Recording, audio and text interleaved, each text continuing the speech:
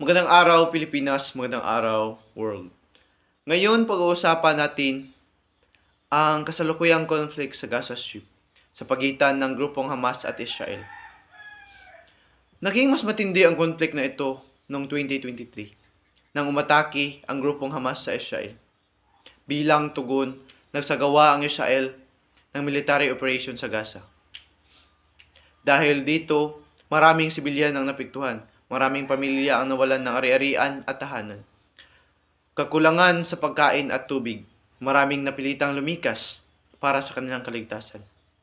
Makikita rin natin dito ang role of global governance, lalo na ang United Nations. Sinubukan nilang tumulong sa pagitan ng paghingi ng ceasefires, pagbibigay ng humanitarian aid, at pag-encourage ng peace talks. Pero makikita rin natin dito na limitado lang din ang kanilang kapangyarihan kapag hindi sinusunod ng mga bansa ang kanilang desisyon. Makikita rin natin ang epekto nito sa global peace at stability kapag may ganitong digmaan, tensyon sa pagitan ng mga bansa ay naaapektuhan ang international relationship.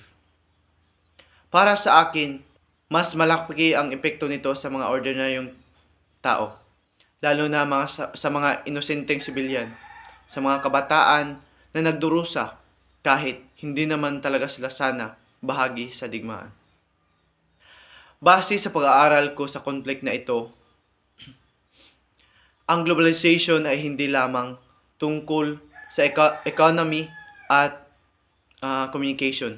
Ito rin ay may malaking role sa pagpanatili ng kapayapaan sa bawat isa.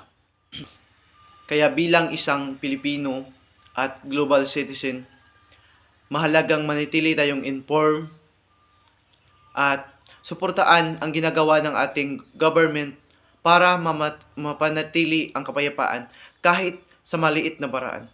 Ako sa Mark Anthony Flores at ito ang aking maikling refleksyon tungkol sa global conflict sa Gaza. Maraming salamat po.